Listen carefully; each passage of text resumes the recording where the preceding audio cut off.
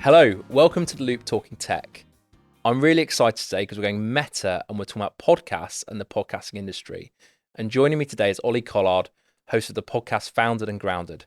So Ollie, welcome to our studio. To kick us off, tell us a bit about yourself and your podcast and what led you to start podcasting in 2019. Yeah, so I've always worked in the startup arena, working for the likes of the Prince's Trust, Business West, Oxford Innovation.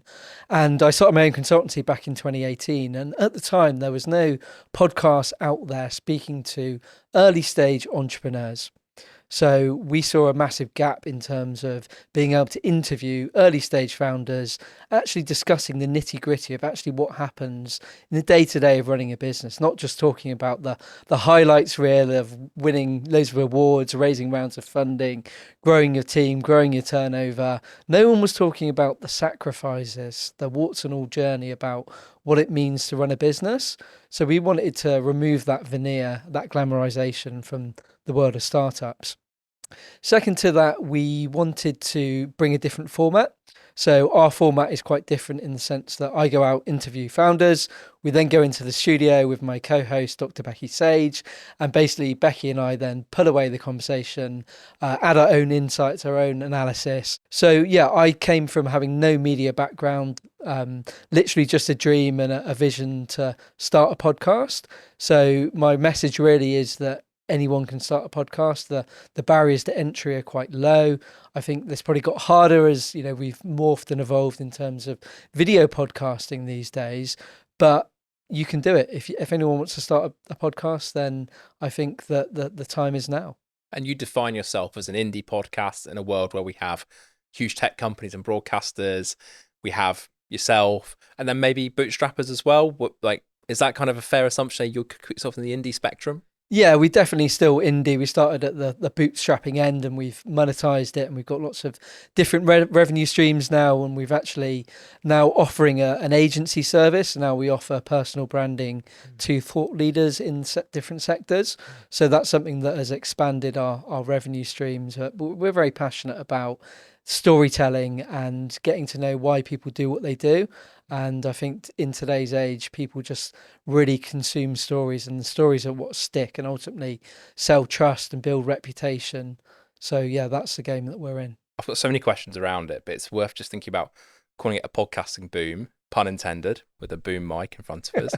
To me, it's a really interesting media and tech form, like this platform technology, and it allows everybody to create content and put it out there, which has pros and cons. And as a format, one thing I find really interesting is it really allows you to go niche. Because if you want to listen to a podcast, for example, on the 19th century pottery, I'm sure there's one out there. You can go and you can listen to it, and then you can work right through a back catalogue, can't you? And one thing I think is really interesting about the medium now is it's being affected by, I think, bigger players coming in, trying to tackle it in ways that feel much closer to broadcast. You're seeing some of the biggest tech companies in the world saying actually podcasting is a new way to generate revenue. Like, how do you feel about the way the podcast world is evolving, since you started 6 years ago? It's really democratized media. I feel like if you've got a passion about a particular niche topic, like you can go and create that podcast. And it means that as a listener, you can find exactly the area that you're interested in listening to. So I think it's completely changed the way that we consume media. And it's meant that, the barrier to getting started is very low now, and it always has been in terms of podcasting. So I think that's why you've seen a massive influx of people entering the market. But I think it has evolved, and as you say, there's lots of big players spending lots and lots of money, and it's probably creating a bit of a divide between the more bootstrap podcasters versus the big guns. And I think that's the change that we're seeing at the moment. We're talking about something now. I've got statistics here. This industry has generated $7.3 billion worth of sales in 2024. So it's rapidly, massively growing. By 2027, it's forecasted 652 million people will be listening to podcasts. And let's just use Spotify as one platform. They've got 6.5 million titles on their platform already. What's changed over the last 5 years? Like, what are the big drivers behind this enormous growth? Yeah, I think you've got the big brands in there and content agencies like Goalhanger who've, producing hit after hit after hit, and spending a lot of money. And then you've got, yeah, people's media habits that have completely changed. Like people now will sit down on a Saturday night in front of turning on YouTube, getting an Uber Eats, and it's like, yeah, no one was doing that probably 6 years ago. So I think video has driven a lot of the media consumption and changing of how podcasts are consumed. Did you video your podcast from the outset, or was it something you brought in? No, so we were very much audio only for the first 4 seasons. That was because we worked with our co-partner who was from a radio background. And he was all about the audio. And yeah, I kind of always saw a vision for video. So it's something that we've gone into in the last 2 seasons. And it is a different product. It is hard to make both work.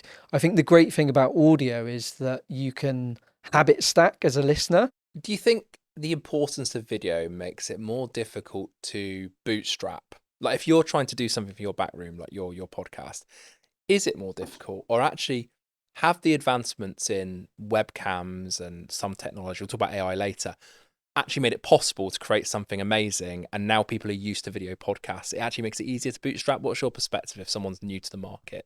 For me, I think the video podcasts really work when they're in person. Mm. I don't think the old Zoom style recordings really cut through, if I'm being honest. We used to use a program during COVID called Squadcast that enables that video online, but all of your guests' like equipment really varies. You've got no control over that. And I think you lack the ability to look somebody in the eye, gauge their body language. And I think if you're doing a video podcast, it needs to be done in a studio, in my opinion, to make it work. One thing I think is quite interesting is the broadcasters entering the podcast market, and ex-broadcasters as well, bringing world-class production values, or actually not bringing world-class production values to a video podcast, and actually how jarring it can sometimes look, because our expectation of what broadcast quality look like has gone up, hasn't it? Like we're not willing to sit and watch 4 quarters of a Zoom call anymore. No. We expect to see something perhaps closer to this. Yeah, and that makes it harder for podcasters because your production base obviously goes up quite significantly. As I said, the cost for hiring a studio can vary from probably about £35 an hour at the very basic level up to £350 an hour. That doesn't include any editing or piecing together. So yeah, if you want to compete in the video game, then you've got to have some substantial revenue to be able to make that work. The podcasts that have the longevity are ones that kind of evolve as people's perceptions and media habits change over time. So I think you've got to constantly keep iterating, and you can't rest on your laurels. Let's talk about artificial intelligence, AI. Like, what's your take before we kind of dive into AI? Like, what's your general take on how it's affecting your industry and what's going on? I mean, it's having massive implications across the board in every single sector, right? We don't know where it's going. I heard a quote from Margaret Heffernan recently, who's a professor of AI, and she was saying, look, nobody knows what's going to happen past the next 280 days. Like, no one can predict. It's changing every single day. And it's making things easier in a way. In terms of podcasting, it can help with efficiency. So like you can do a show and it can help put the show into chapters, do like the boring legwork of like doing tags and things like that. So I think it can take away some of the legwork. I don't think the editing side of it has been quite cracked yet. Like you can use tools like Descript and stuff that will like remove the ums and the ahs and things like that. But I think it loses some of the authenticity when you do that. So I think sometimes actually it can hinder rather than help. One of the cool ways actually we're doing with Founded and Grounded is all of our episodes are obviously transcribed. They go onto our website, and basically any episode now you can go onto the website and you can ask it a question. So let's say you're listening to something out doing a run or whatever you're doing, and you're like, what do they say about that? And I couldn't remember. Rather than actually go through the entire episode, you can just go onto the website, ask your question, and you'll get an instant answer back. That's quite interesting. And I suppose it's also an example of how people might find a route to the podcast they want to listen to. So someone might say, I really want to listen to this type of podcast. And then they can find it through these tools, albeit how do these AI tools cut through the noise? And there's all the bias that sits around them. It may be imperfect, the answer you get, but it's an example of it in play. And what's your take on AI around, let's call it the creative act? Do you think it influences, you and Dr. Becky Sage and what you do? Do you think it potentially infringes on you? Do you think it can replace you, or what's your take? Hopefully, it can't replace us. Yeah. I feel that it is definitely growing in terms of a space. Like I was actually separately looking at curating another podcast using some form of AI.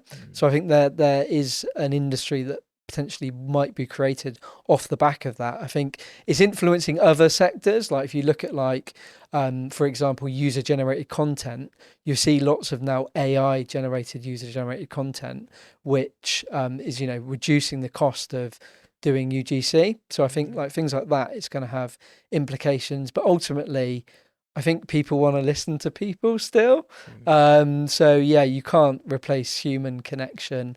And I think at the moment we're seeing an influx of people using AI on platforms like LinkedIn. Sometimes you get AI written posts and then people commenting with AI, and it's like AI having conversations with AI. And I think the way to stand out then is actually really leaning into exactly who you are, why you do what you do, and just being unapologetic about that and being really human. And I think that's the way that you will cut through. And, unfortunately, humanness and human connection is going to be more of a scarce commodity going forwards. It's like any creative act, isn't it? That ultimately, at the moment, AIs replicate things that exist before and recut them, retool them. But actually, people want to listen to truly creative, authentic content, don't they? Which sometimes includes the wobbles as well, and the inflections in speech. Like when you were presented with an AI generated speech that's absolutely perfect, your head, you're not attuned to it, are you? It doesn't really resonate in the same way. It's fake. I think it can be a bit jarring if you're listening to that. I mean, the tools like 11 Labs are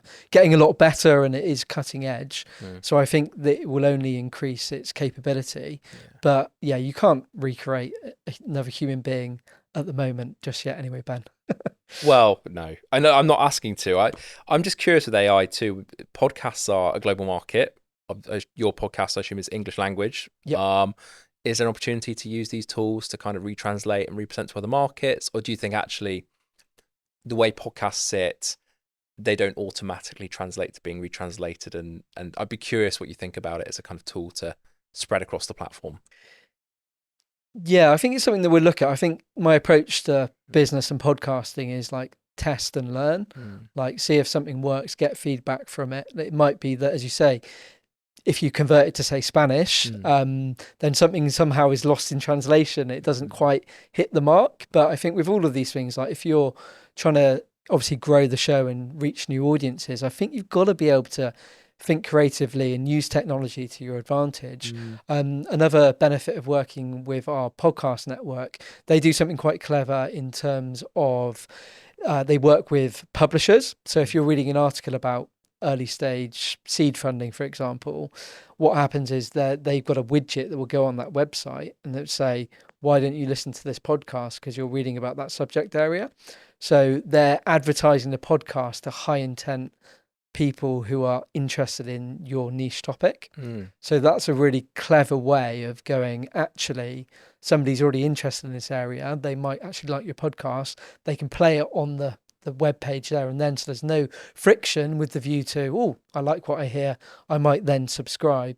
One of the things I have learned though over the years is like it's far easier to convert somebody who's already listening to a podcast into a listener. So your social media followers aren't always 100% your listeners. So I think sometimes people get a bit confused about trying to advertise to the wrong people who might not even be consuming podcasts, because then there's an additional barrier there to them actually consuming your content. Do you worry about standing out, or do you rely on people seeking you out to kind of find an audience? So TikTok is now the second biggest platform for podcast discovery behind YouTube. And I think that's great to be able to discover and learn about new podcasts. And I think that's where you hook in the listener on a short form reel, and then obviously they're directing them to the long form content, which hopefully then they subscribe to. and then they become a loyal listener, and then you go on that advocacy journey about them referring other people, and and that leads to other things. And as you say, it's all about building up trust with your audience base, and if you know, like, and trust people, then they're more likely to do business with you, and businesses are very much a people game. So like listener acquisition, for want of a better word, Yeah. is, so you mentioned one is short form on different platforms. Yep. One, of course, would be word of mouth, which is enormously powerful. What other routes are there for listener acquisition that are successful for a podcast? Yeah, I think one of the best ones is looking at other kind of partnerships as well.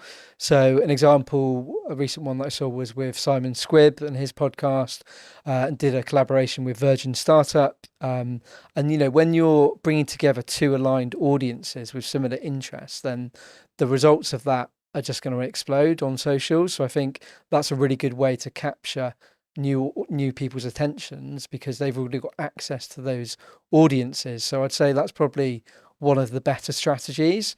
Obviously, you can look at affiliate marketing, you can look at using influencers, but honestly, I think that the best way for us is, like, if we've got a loyal listener, is them just telling one friend, because then they're going to have that shared interest in the subject area. I was going to ask you about partnerships, like commercial partnerships, sponsorships, agreements. So, one thing I've definitely seen on, let's call them more flagship podcasts, is you used to have these kind of hidden adverts. Between, almost in a break in the session, they would chat about how much they loved a certain product. And then actually that seems to evolve now, that adverts are kind of called out. Obviously, different podcasts will approach it in different ways, but how do partnerships work in indie podcasts? Yeah, it's a good question. I think it comes back to the fact that a lot of loyal listeners do trust the hosts. So I think you've got a lot of responsibility as a podcast host. I think 77% of people trust ads actually read out by the podcast host. But in terms of attracting, sponsorship, so we've got direct sponsors that we work with. So they will basically pay either per episode or per season, to actually partner with us on the podcast.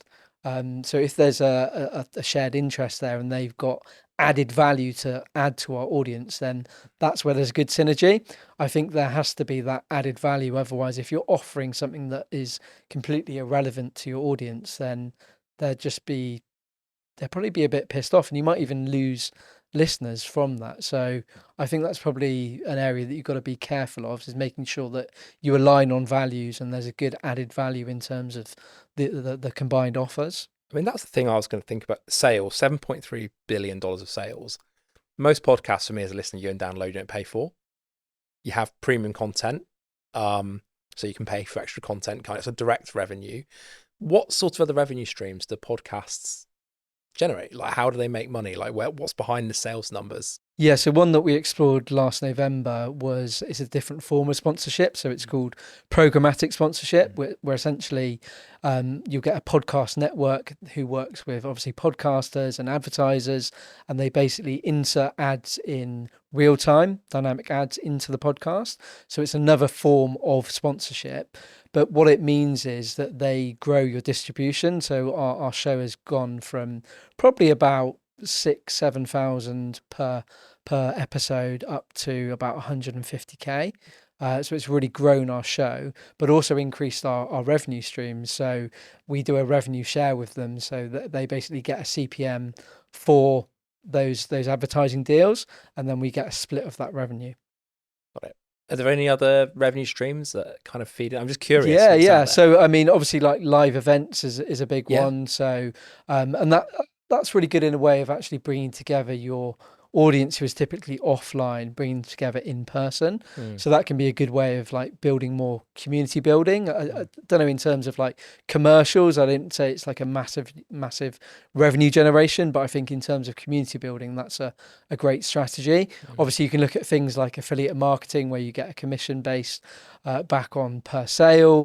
It's just interesting, isn't it? Because I think one of the reasons people may have responded well to podcasts initially is when it felt like a real bootstrap industry and everything was being made in a back room and it was niche, it felt like you could trust people because they were making them as passion projects. And as they become more commercialized, you begin to go, okay, well, what's the purpose of this? Yeah, we looked at some of our early sponsorships where we did more of a kind of commission based, and it just felt a bit transactional. Like we want to work with strategic partners who believe in our vision. Can you track how loyal people are? Can you see how whether people come back? Is that something you get in your data? So this is probably one of the biggest areas that I struggle with as being a podcaster, and I think it's a massive problem that no one has really solved yet. You get a lot of data from your hosting platform. So I said we host on a platform called Simplecast, so you get access to where the listeners are coming from, gender, what age they are, how they consume the podcast in terms of like an iPhone or whatever. But aside from that, you don't get too much more data. And I think it's one of the biggest pain points. You can obviously build up that data through building up like a mailing list and having direct contact with your audience. But at that point, unless you own access to the audience, then it's quite a hard thing to do to build up that data. And it makes it a bit hard in terms of attracting that direct sponsorship. Because you've only got limited data that you can sell into. So for me, this is a big problem in the world of podcasting. And then do the potential sponsors, partners, are they interested in the composition of your listeners, or are they just saying, look, total subscribers? I'm curious kind of what sort of conversations you have with them about. Yeah, so they want to know who our listeners are in terms of like, you know, businesses, what stage they're at, what types of founders, what types of industries. We're kind of sector agnostic, so we operate across all kind of startup areas. But yeah, they want to know more about the listeners for sure, and I think that's why it's such a big issue in terms of data that isn't quite there. Obviously, you can log on to Apple Connect and Spotify for creators and get data from the individual platforms as well as your hosting platform. But yeah, for me, like this is something that I think somebody should be working on. There's one thing I reflect on is that we're putting digital content out there. It goes into the internet forever.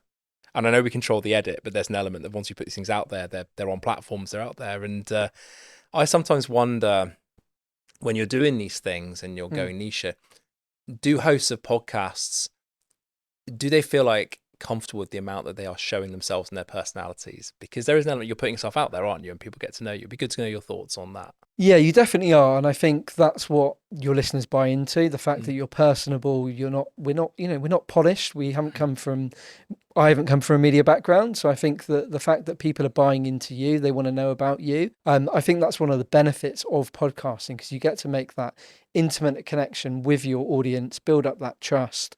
I don't know if you've heard of Google's 0 moment of truth research. So it was some research done back in 2015. They're basically saying that the first moment of truth usually is when you like see a product on a shelf and you see it there and then, or like you meet somebody in a meeting and that's the first moment of truth. The second moment of truth is in like the delivery, or like, so either you're consuming a product or you've procured some services and they've delivered on it. But they're basically saying now that a lot of the decisions are made way before then, and it's called the 0 moment of truth. So on average, people do about 7 hours of research before they make a buying decision. Obviously, that's on average. Some people are quicker, some people are smaller, and that's across basically 11 different touch points. So it could be a webinar, it could be a meeting, it could be an email, it could be a TikTok reel, whatever it is, 11 touch points across 4 different locations. So the fact that you're doing long form content, it means that you're building up those 7 hours quite quickly. So people can actually trust you. And then obviously if they know, like, and trust you, they're more likely to make a buying decision. So coming back to your question about injecting your own personality in it, definitely, like if you look at podcasting, most podcasts don't make it past 3 episodes. Only 90% of people get to episode 21. Sorry, only 10% of people get to episode 21. So a lot of people start and then give up because for whatever reason. But I think if you keep going, if you see it as a long-term strategy, then you will get there and then you'll start to see the rewards. But it doesn't happen overnight. How do you pull people away from one podcast to another? How do you make people break habits to say, I've been listening to this every single week, I go for a run every 2 days, this is my podcast? How do you kind of get someone to come across and listen to your podcast? That's probably the $1 million question, Ben. What I would say is what I've learned in podcasting and business is that it's far better to collaborate than compete. So the people at the bottom are competing, the people at the top are collaborating.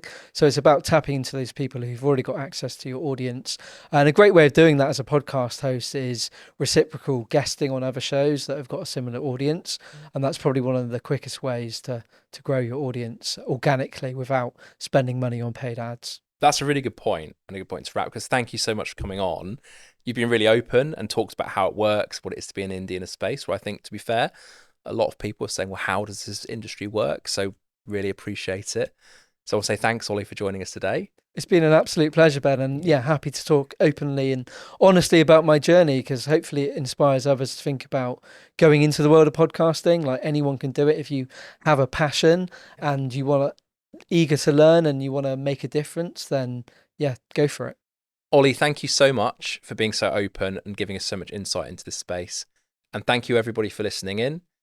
If you want to hear more from Ollie, you can listen to his podcast, Founded and Grounded, available on all the usual podcasting channels alongside The Loop Talking Tech.